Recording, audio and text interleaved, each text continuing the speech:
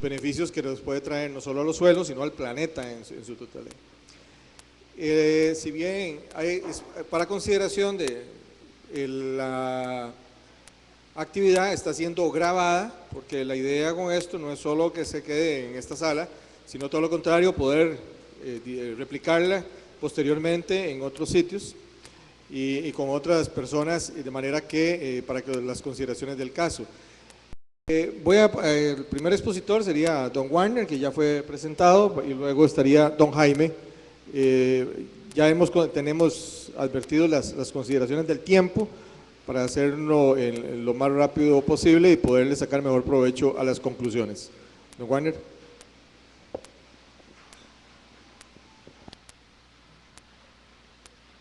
Muchas gracias, don Luis. Muchas gracias, público presente. Bueno, agradecerles a los colegas de Luna Nueva y sus investigaciones referentes a microbiología de suelos.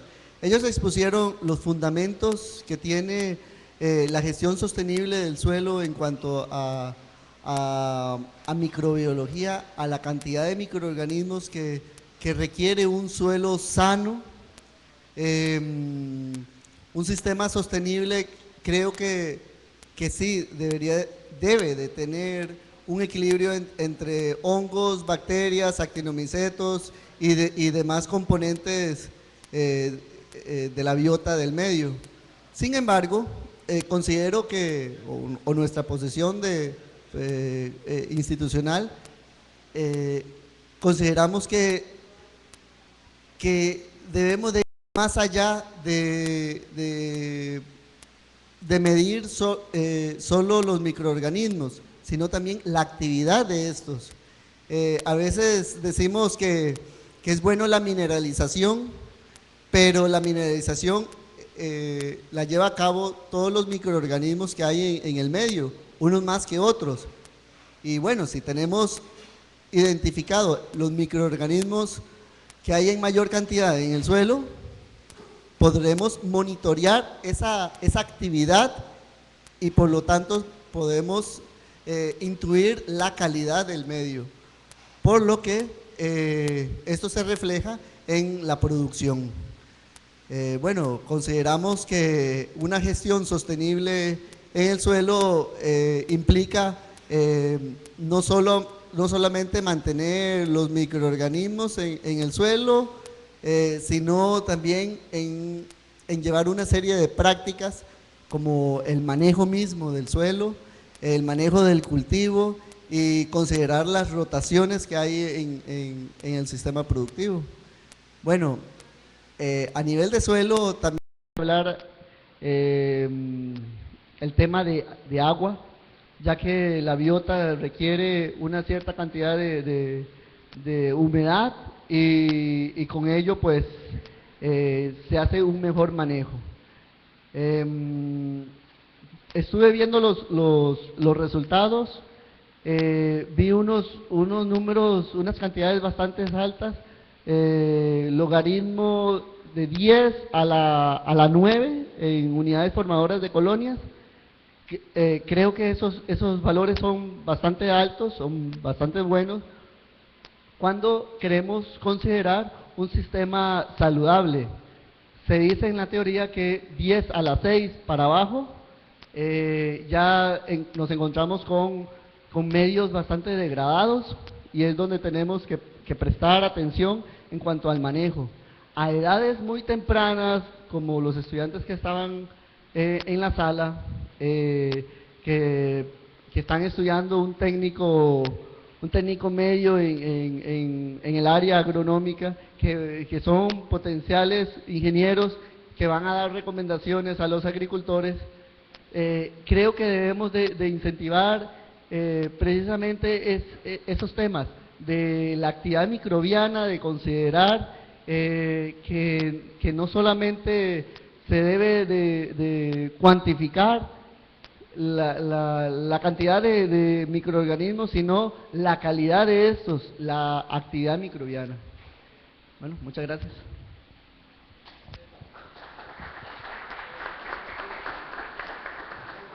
Gracias, don Jaime. Seguiría usted. Bueno, muchísimas gracias, muy buenas tardes tengan todos ustedes y un especial agradecimiento a los colegas de la Finca Luna Nueva, a Joseph, a Tara, a Harold e Ismael, por haber venido a compartir con nosotros sus conocimientos en un tema de vital importancia como es este que tiene el suelo y que se dice fácil, pero yo pienso que nos ha faltado interiorizar realmente el tema. Yo quiero repasar algunos de los datos, 3, 4 datitos que ellos dieron que me parecen muy importantes. Uno de ellos es que el 90% de todos los organismos en los 7 continentes del mundo viven bajo tierra, el 90%. Otro dato interesante es que es un sistema de vida muy complejo, por supuesto que lo es. Un tercer dato es de este autor Robbins, un artículo que salió este año, que menciona al Centro Común de Investigación de la Unión Europea, que dice que alrededor del 1% de los microorganismos han sido identificados y las relaciones entre las formas de vida enumeradas es poco conocida. O sea, estaremos muy siglo XXI, llegando a Marte, a donde quieran, pero todavía estamos, digamos, desconociendo una gran parte de la vida en el suelo, prácticamente la mayor parte de ella. Y yo quiero pues compartir con ustedes algunas reflexiones y amenazas a esa vida en el suelo. O sea, realmente el suelo es un organismo vivo, no es un decir. El suelo respira, eso se puede medir. El suelo digiere, literalmente. Usted tiene una cáscara de banano y con el tiempo es absorbida por los microorganismos del suelo. Y bien, una de esas amenazas que aquí se menciona en la presentación es lo que tiene que ver con el abuso que se ha hecho con la labranza del suelo. Ya hace mucho tiempo, bastante tiempo, salió un libro que se llama La insensatez del agricultor, que hacía ver la locura que estamos cometiendo con el suelo al estarlo labrando en la medida en que lo estamos haciendo. Lastimosamente ese tipo de información, a pesar de que es información bien corroborada, no llega a nuestros medios. Yo he tratado de conseguir la versión en español de ese libro y no ha habido manera, ni siquiera por el sistema interbibliotecario, porque son libros que se hicieron una vez y luego los escondieron. ¿Por qué? Bueno, hay intereses muy grandes, económicos, detrás de todo esto. Bien, pasemos a la presentación rápidamente. Bueno, una de las principales amenazas pues son los agrovenenos, que les damos un nombre técnico que es plaguicida, y que cuando vamos al significado de la palabra, pues no es ni más ni menos, ¿verdad?, que la palabra con que deberíamos llamarlo de acuerdo a su definición, al origen de la palabra, es agrovenenos. Se le llama agroquímicos, productos fitosanitarios, agrotóxicos, inclusive se le llama hasta medicinas en algunos lugares, ¿verdad? Pero en realidad el término que deberíamos usar es el término agrovenenos, porque eso es lo que son venenos, no hay veneno bueno, ¿verdad? Y vean ustedes que ya desde hace poco más de medio siglo, en 1962, se publicó este libro que fue famoso en todo el mundo y que aquí no llegó, lamentablemente. Aquí no llegó este libro, Primavera Silenciosa, a pesar de que no duró mucho publicarse en español. 2 años después se publicó la versión en español que aquí al país no llegó. Y yo me enteré de la existencia de ese libro por un colega de otro país y de manera accidental. Y es un clásico que todavía se sigue imprimiendo, se sigue vendiendo y que aquí en el país no llega a nuestras librerías, ni va a llegar, porque simplemente no se le promociona. Este libro, para que ustedes conozcan la importancia que tiene a nivel mundial, no solo a nivel de Estados Unidos, sino a nivel mundial, es el que marca el inicio de lo que se llama el ambientalismo moderno. Fue el que hizo reaccionar a la sociedad, en este caso estadounidense, para presionar al gobierno de Estados Unidos a crear lo que se llama hoy la Agencia de Protección Ambiental, la EPA. Tuvo un impacto muy grande, no solo en Estados Unidos, sino a nivel mundial, porque decide en palabras muy sencillas los problemas que estaban ya empezando a causar los agrovenenos en la producción de alimentos, al ambiente en general. Y bueno, después de eso salieron un montón de publicaciones, aquí solo cito algunas de ellas, ¿verdad?, que han venido pues corroborando pues que los venenos son venenos, así de sencillo, por decirlo en 2 platos, simplemente que la evidencia cada vez es más gruesa. Sí, ya decía Publio Virgilio Marón en el año 70, 19 antes de Cristo, que vivió este personaje, que dichoso es el que va a las causas de los problemas, porque solo así se pueden solucionar. No es curando síntomas como vamos a arreglar los problemas, hay que ir a las causas de los problemas. Y bien, la receta infalible para la creación de plagas, ¿verdad?, en la agricultura, las causas en realidad son los desequilibrios provocados por el mismo sistema de tipo nutricional, ¿verdad?, la teoría de la trofobiosis, de la cual tampoco se nos habla en nuestro sistema, digamos, formal de educación, y la simplificación extrema a la que hemos llevado esta producción de alimentos a través de lo que se llama el sistema del monocultivo, ¿verdad?, de tener una sola planta. Esa es la receta perfecta para tener problemas de plagas, y por eso este autor ya en el año 73, en un libro que se llama El Círculo que se cierra, hace ver que los agrovenenos y los fertilizantes sintéticos son los productos perfectos. Por supuesto que son los productos perfectos, ¿verdad? ¿Por qué? ¿Y para quién? Porque eliminan a la competencia, entiéndase, los controladores naturales que existen en la naturaleza y crean dependencia. O sea, yo no conozco ningún agricultor que use cada vez menos venenos o menos fertilizantes. Una vez que cae en el sistema, cada vez tiene que usar más, ¿verdad?, hasta llegar a una situación de crisis de la cual pues muchos no logran salir, con implicaciones que obviamente que nos llegan a nosotros, digamos, porque tiene implicaciones en el ambiente y en la calidad de los alimentos que estamos consumiendo. Y los agrovenenos, bueno, diezmando las poblaciones, como hablábamos, de plagas, pero también las de otras formas de vida, los organismos benéficos, tanto sobre como en el suelo, así como afectando también la fisiología de la planta y los animales, facilitando el ataque de ciertas plagas. Es lo que se llama la iatrogenia. Las enfermedades iatrogénicas, de las cuales tampoco se nos habla en nuestro sistema formal de educación, esa palabra viene de dos, una es iatros, sanador o médico, y la otra es genan, como un producto del médico, se hace ver aquí. En este caso, para ponerlo en términos más sencillos y que lo entendamos como lo entendemos con las medicinas, es lo que se llama los efectos colaterales, mal llamados efectos secundarios, porque secundarios no tienen, o sea, un efecto sobre la salud no se puede decir que es secundario, es un efecto y muchas veces son bravos. Y vean ustedes cómo ya desde hace mucho tiempo existen publicaciones que hacen ver de un modo científico, con evidencia científica, cómo todo ese tipo de problemas se están dando. O sea, por querer solucionar un problema, como lo hacemos con las medicinas, se abren otros problemas, otros portillos, y ahí viene ese círculo, ¿verdad?, donde para solucionar ese otro que se formó, hay que volver a usar otro, y ese otro a su vez crea otro. Vean, este libro de la Academia Nacional de Ciencias, hasta en español, está desde hace muchísimo tiempo recogiendo toda la evidencia que existía desde esa época, le estoy hablando desde los años 70, ¿verdad?, haciendo ver los problemas de los agrovenenos en la fisiología de las plantas. Y ese otro artículo de los años 80 que ya introduce el término de las enfermedades iatrogénicas. Y luego los fertilizantes sintéticos también, ¿verdad?, aumentando los desequilibrios provocados por los agrovenenos, tanto de la vida en el suelo como en la fisiología de las plantas y los animales. Es un hecho, ¿verdad?, bien conocido, aunque poco difundido, que la relación existente entre el uso intensivo de fertilizantes nitrogenados inorgánicos y la disminución de las poblaciones naturales de bacterias fijadoras de nitrógeno. Eso está más que sabido, sin embargo a veces no se le da la importancia que realmente tiene.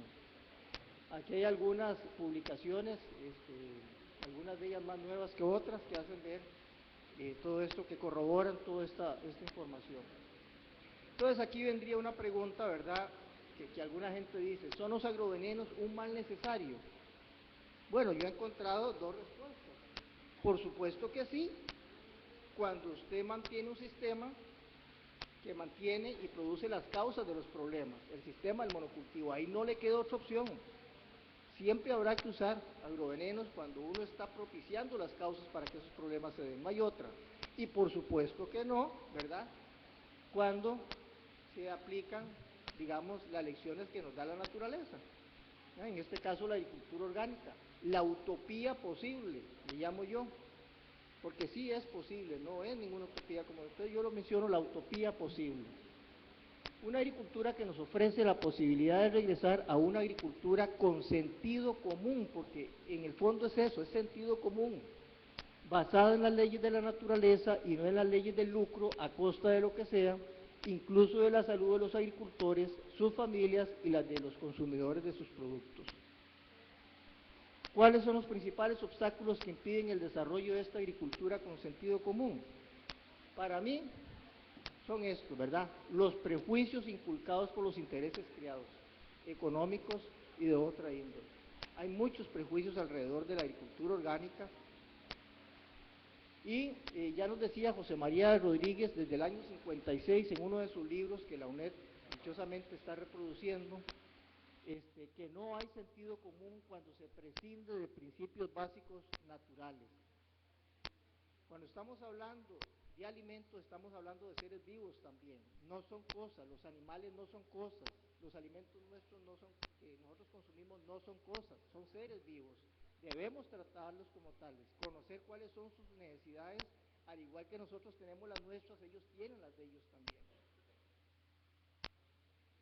También decía don José María, los invito a leerla para que esta reflexión, que me parece que se sigue manteniendo.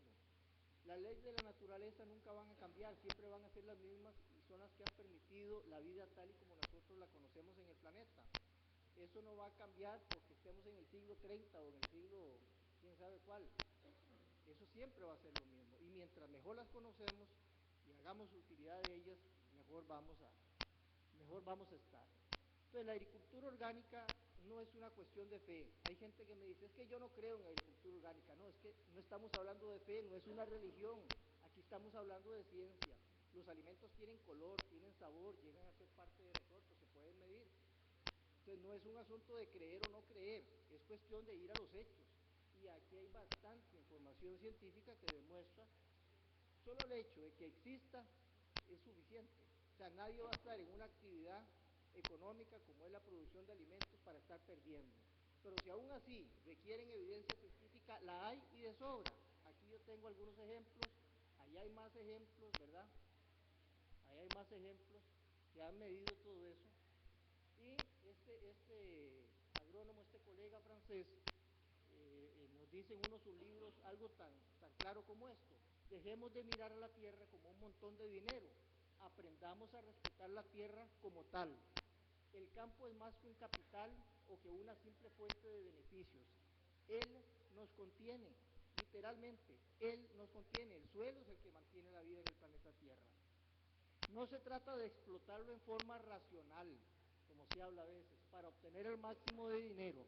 Se trata de mantener su permanencia para garantizar la nuestra y aceptar su complejidad para proteger la nuestra. Es preciso querer a la tierra no solo por lo que nos da, sino por lo que es. Yo creo que esas son palabras muy ciertas y muy sabias de este señor.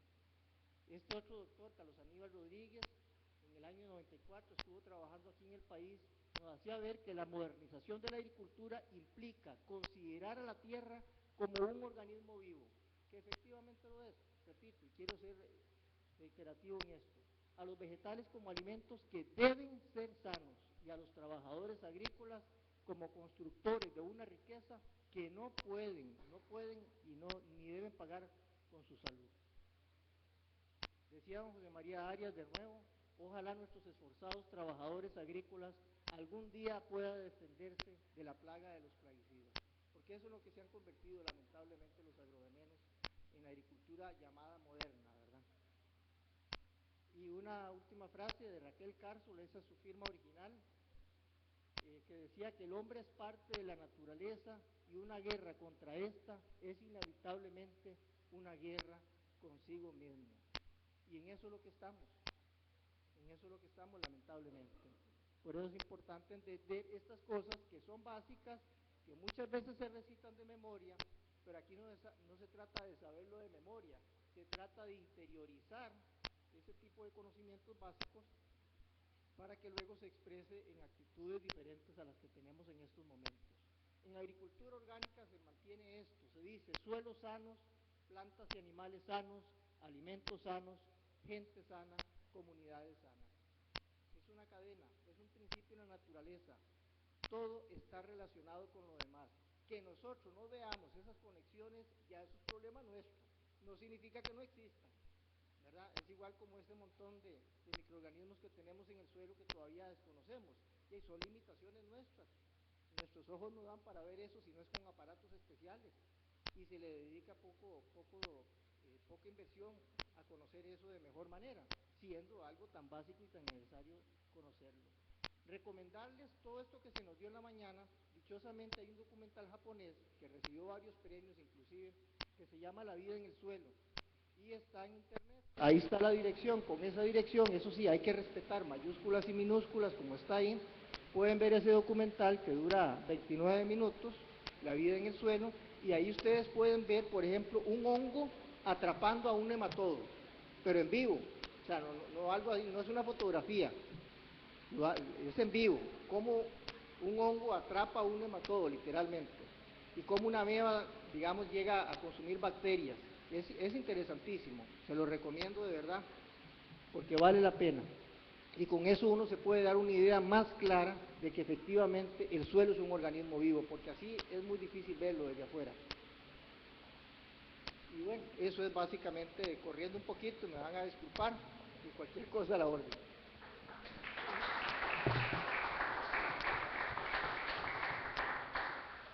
Bien, muchas gracias, don Jaime Warner.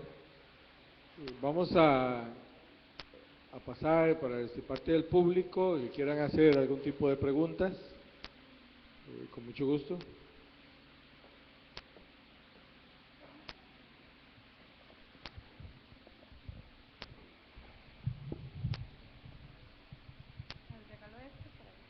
Señor.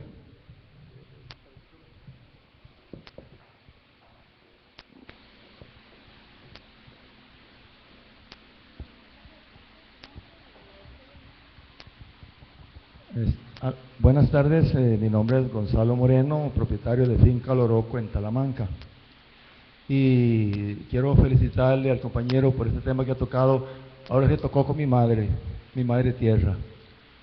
Ese es el tema que a mí tanto me gusta cuando hablo con los estudiantes que visitan este proyecto, porque en realidad para mí la tierra es nuestra madre.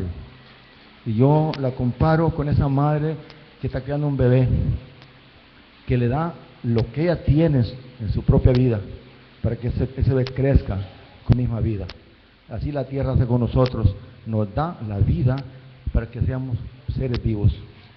En realidad, estos temas, ojalá que profesionales que todavía creen en la revolución verde lleguen a entenderlo, porque en realidad para mí como agricultor, de la edad de 8 años que comencé a conocer la tierra, y ya recuerdo cómo mi padre me enseñó a trabajar la tierra, me doy cuenta que caímos en una etapa de engaño, de caer en esa parte de la tecnología, que no estoy en contra de ella, pero que no la supimos usar. Nos fuimos a los extremos y estamos matando nuestra madre tierra. La vida de la tierra está en peligro cada día, y los agricultores tenemos que valorar esto cada día. Yo siempre doy gracias a Dios que cada día aparece un nuevo discípulo en mi vida, que lo estoy conociendo con mis ojos. Voy a contarles brevemente una anécdota de un discípulo que tengo. El director regional de la Caja de Seguro Social de Limón es uno de mis discípulos. Después de ser un doctor, ahora es un agricultor también, y trabaja como yo le he enseñado a trabajar la tierra. Entonces, para mí es un gran privilegio, y ojalá que todos los profesionales tuvieran esta visión que tiene el doctor Wilmar Rojas, y compartirlo con sus estudiantes, los campesinos con sus vecinos, porque en realidad esto es la verdadera vida, pensar en esta madre que nos ama a todos, que es la madre tierra. Si la tierra no la cuidamos, acabamos con la vida, los microorganismos y todos esos hongos que trabajan para nosotros. Eso desaparece y vamos a ser dependientes de los abonos sintéticos, que lo que hacen es empobrecer más nuestros suelos, y eso ya no cabe en una mente madura. Puede caber en la mente de un niño que no sabe lo que está haciendo, pero con una edad que hemos llegado tan avanzada de madurez, la humanidad tiene que pensar que hemos cometido un grave error con nuestra madre tierra, que volvamos de nuevo a recuperarla y poderle dar lo que era ella antes, para que nuestras futuras generaciones puedan vivir una vida sana como yo la viví cuando era niño. Esa es mi intervención nada más. Gracias. Muchas gracias. ¿Alguna otra persona? Regulo.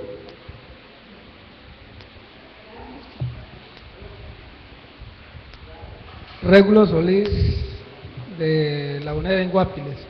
Es una pregunta para los compañeros de Luna Nueva y tiene que ver con la parte productiva, ¿verdad?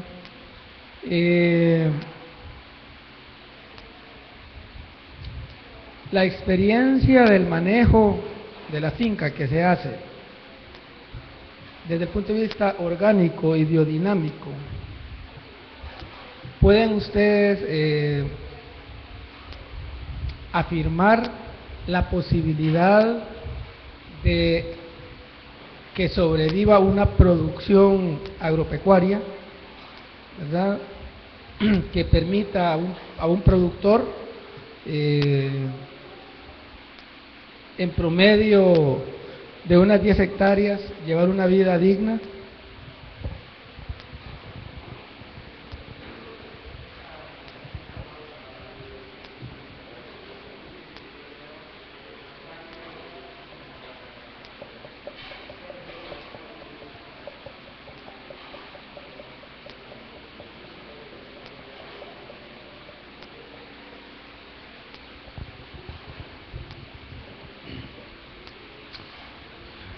From my experience in working with organic agriculture, I believe even on 10 hectares of land, which is actually quite a bit of land down here, that it is possible to have a good quality of life. Number one, using the organic techniques, we're not using the agrochemicals.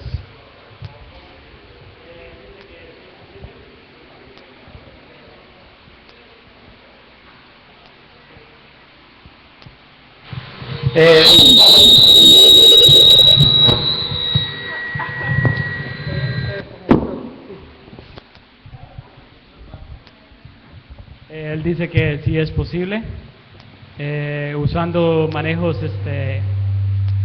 amigables con la naturaleza, se puede lograr el objetivo.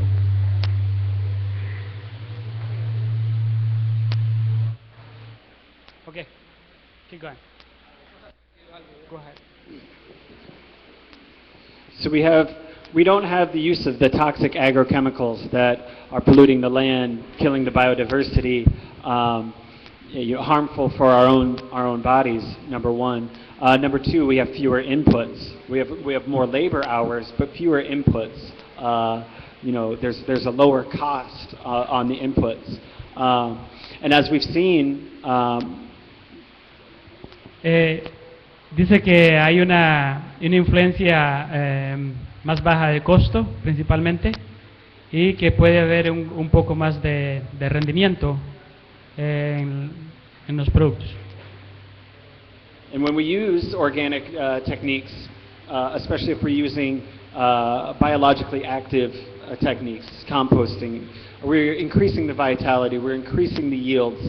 And this has been seen up in the United States at the Rodale field trial, 30 years, and we have yields that are the same as the conventional yields, except for in years of drought, where in years of drought they're getting 30% to 50% better yields on the organic parts that are using the biology.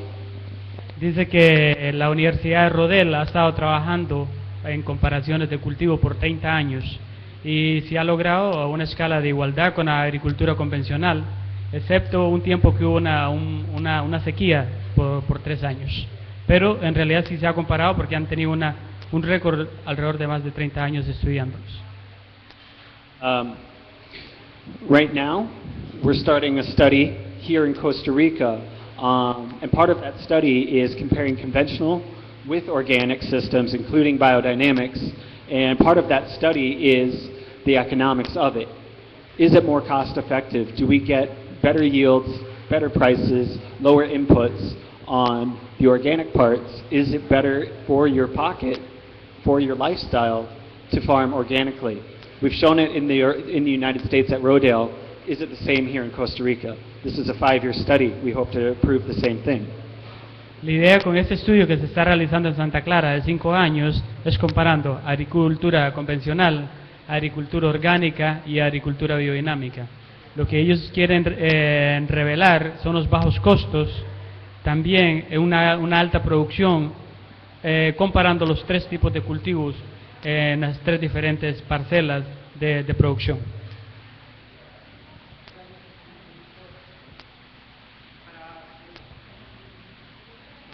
Para aportar un poco más a lo que Joseph dice, más una cuestión de técnicas, es una cuestión de mentalidad, porque a veces tenemos muchos productores que tienen una mentalidad, o viven con una mentalidad miserable, y a nosotros nos decía un brasileño, y si usted piensa miserable, actúa miserable, va a vivir miserable, y a veces tenemos esa mentalidad. Nosotros tenemos tierra que no utilizamos. Hay muchos campesinos que están trabajando en tierras ajenas, en fincas ornamentales, teniendo su propia tierra. Y es que no han aprendido a aprovechar la tierra que tienen. Tienen una mentalidad de que yo soy pobre y no puedo producir, pero en realidad tienen una gran riqueza.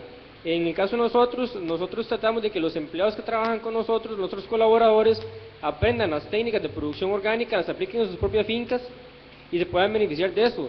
Tenemos gente que tienen más de 15 años de no aplicar agroquímicos, y hace mucho tiempo era gente que aplicaban agroquímicos en pantaloneta, en chancletas, y ahora usted les pregunta a ellos, dice, hemos visto un gran cambio de pasar de usar agroquímicos a trabajar en agricultura orgánica, y creemos en lo que estamos haciendo, y sabemos que eso es bueno para nosotros, para la salud de nosotros, y para un montón de gente más.